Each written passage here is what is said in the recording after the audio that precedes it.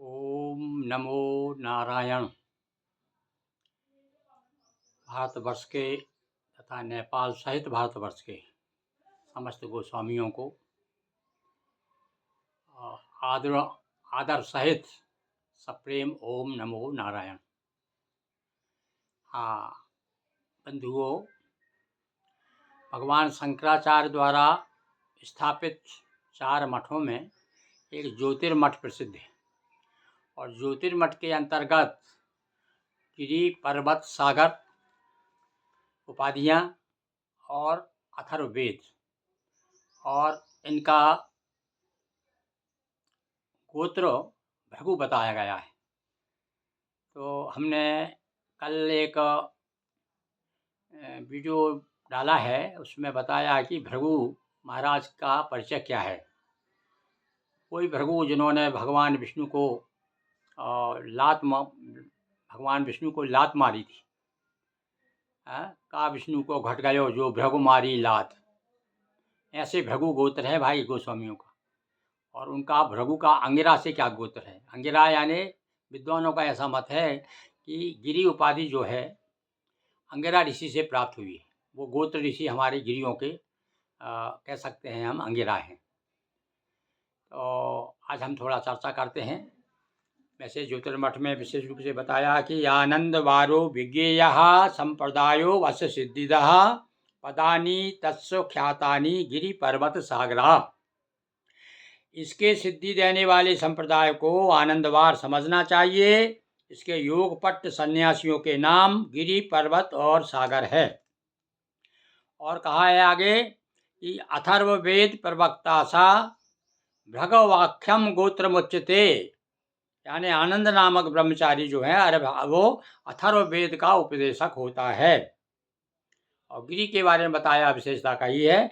ये मैं आपको मठामनाय के श्लोक सुना रहा हूँ। ये बताते हैं भगवान शिव शंकराचार्य के जो 4 मठ हैं उनकी उसमें अनुशासन बताया, उसके नियमावली है किस प्रकार से मठों की रचना की गई। और जो मठाधीश हैं जो शंकराचार्य हैं उनके नियम भी बताए हैं कि कौन हो सकते हैं शंकराचार्य, कितने मठ के कितने हो सकते हैं, सब पूरी जानकारी इसमें दी है। ये महानुशासन है मेरे पास। तो इसमें लिखा है कि वासो गिरि बने नित्यम गीताध्ययन तत्परः गंभीराचल बुद्धिश्चा गिरि नामासा उच्यते। पर्वत और वनों में जिसका नित्य निवास है, निरंतर गीता के अध्ययन में जो संलग्न है, जिसकी बुद्धि गंभीर है, वह उसे गिरि नामक सन्यासी कहा जाता है।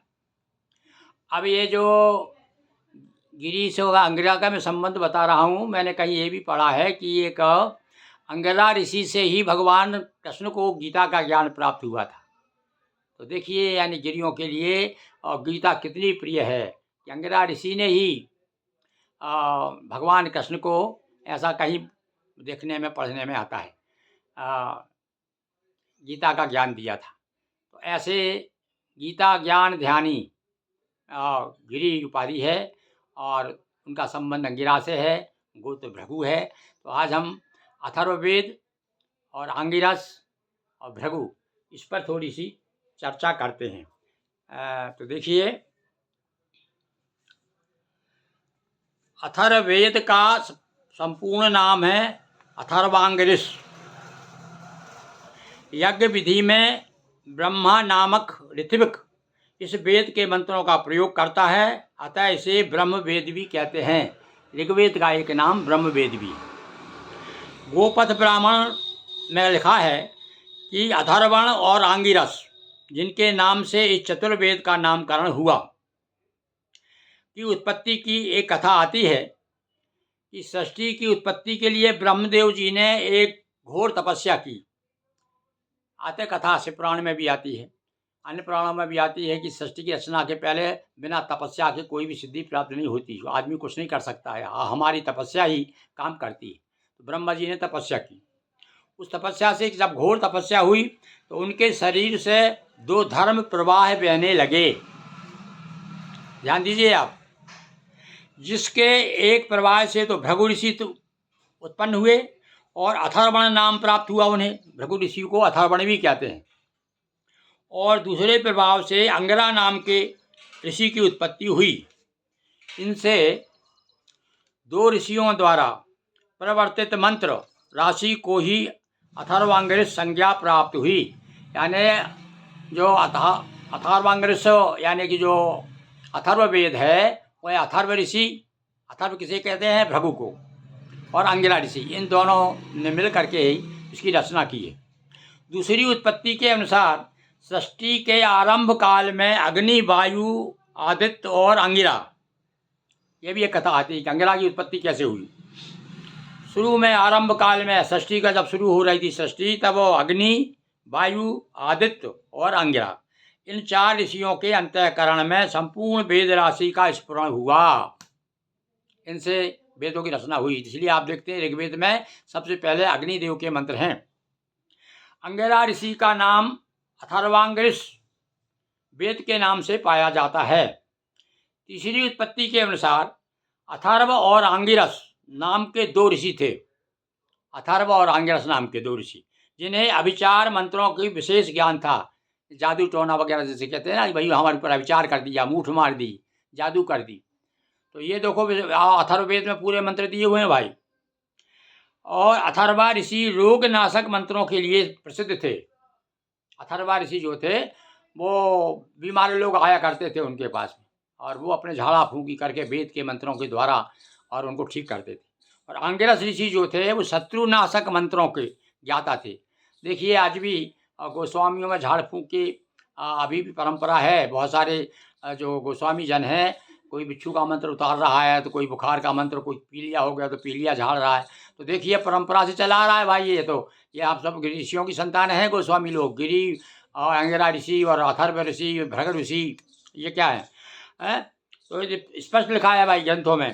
तो अब फिर से सुनिए आप, अथर्व ऋषि जो है, अथर्वा रोगनाशक मंत्रों को लिए प्रसिद्ध थे, और अंगिरस ऋषि शत्रुनाशक मंत्रों के ज्ञाता थे। इस प्रकार के अभिचारिक मंत्रों का प्राधान्य अथर्वांगिरस की विशेषता मानी जाती है। यानी अथर्व वेद में विशेष रूप से ऐसे अभिचार के मंत्र बहुत हैं।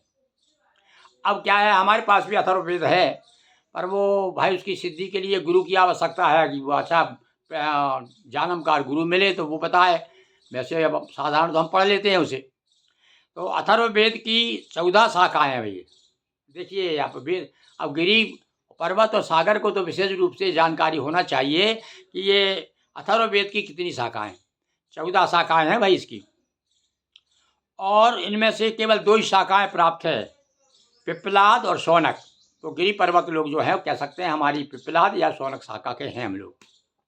तो आज आपको कुछ और नई जानकारी दी, बताया कि किस प्रकार से अथर्व वेद का संबंध भृगु ऋषि से और अंगिरा ऋषि से है, और उनकी उत्पत्ति के बारे में भी चर्चा की। विशेष रूप से आप ज़्यादा से ज़्यादा गोस्वामी गण अपने पूर्वजों के बारे में, अपने इतिहास के बारे में, ऋषियों के बारे में, जगत गुरु शंकराचार्य के बारे में, मठों के बारे में जानकारी प्राप्त करते रहें, ताकि उसके विचारों से आदमी का निर्माण होता है भाई। वैसे जैसे विचार होते हैं वैसे ही आदमी का निर्माण होता है। तो हम जब हम अपने पूर्वों की ओर, हमें पूर्वजों की ओर देखेंगे, बार बार उनका स्मरण करेंगे, तो हमारे जीवन में भी कुछ ना कुछ अच्छे आचरण आएंगे। तो निश्चित रूप से ये समाज का कल्याण होगा, और हमें यथोचित जो सम्मान मिलना चाहिए था वो सम्मान मिलेगा। ओम नमो नारायण।